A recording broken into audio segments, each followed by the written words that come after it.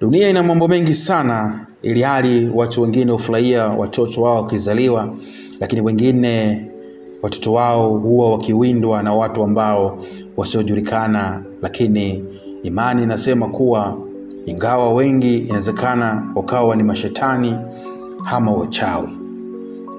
Mtoto wa nuru katika kijiji kilichosahaulika na dunia. Nani ataamini kuwa shetani mwenyewe ndiye aliyekuwa mgeni wa kwanza kumtembelea usiku wa kuzaliwa kwake? Karibu sana kuweza kujoin na mimi katika historia hii ndogo lakini yenye kusisimua. Tunaomwenda kumwelezea mtoto ambaye aliyekuja kuchukuliwa na jini au shetani kutoka angani kufuata duniani kumchukua, ambaye alizaliwa akiwa ana macho meusi. Kijiji cha Mlawe kilichopo katikati ya msitu wa kale. Giza nene limevaa anga, sauti ya fisi, upepo wa ajabu na kelele za ndege wa usiku zinasikika.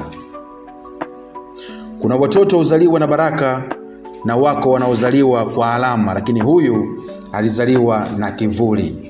Mwanamke mjamzito anajulikana kwa jina la Jalia analia kwa uchungu wa uzazi. Wachawi watatu wa kijiji wenye mavazi ya manyoya na macho mekundu wanasimama mbali wakiimba kwa sauti za chini.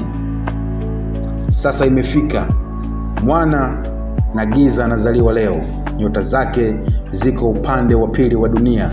Hayo ni maneno na sauti za wachawi watatu ambao walikuwa wakiimba baada ya kuona ishara ya mtoto ambaye alikuwa ana maajabu akizaliwa.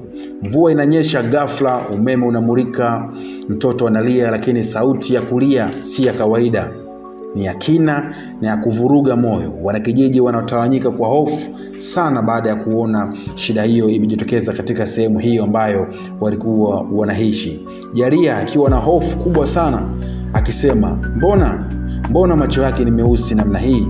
Huyu si mwanangu. Alikataa baada ya kumwona mwanaye aliyemzaa akiwa na macho meusi, na si kawaida kuona watoto au binadamu wakiwa katika namna ile.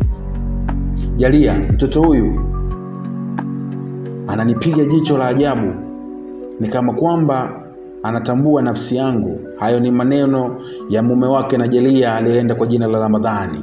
Alikuwa na hofu sana baada ya kuona vile kilichotokea kwa wakati ule. Msitu wa kijiji, paka mweusi anapita, kijana mmoja wa kijiji anapotea bila maelezo. Watu wanaanza kufa taratibu. Mzee wa kijiji anawaita viongozi wa dini kwa ajili ya kuenda kulitafakari na kulitatua swala hili. Miaka 7 baadaye, mtoto yule sasa anaota ndoto za miili ya watu, anaongea na sauti zisizo za kawaida, na kila anapocheka mti ukauka.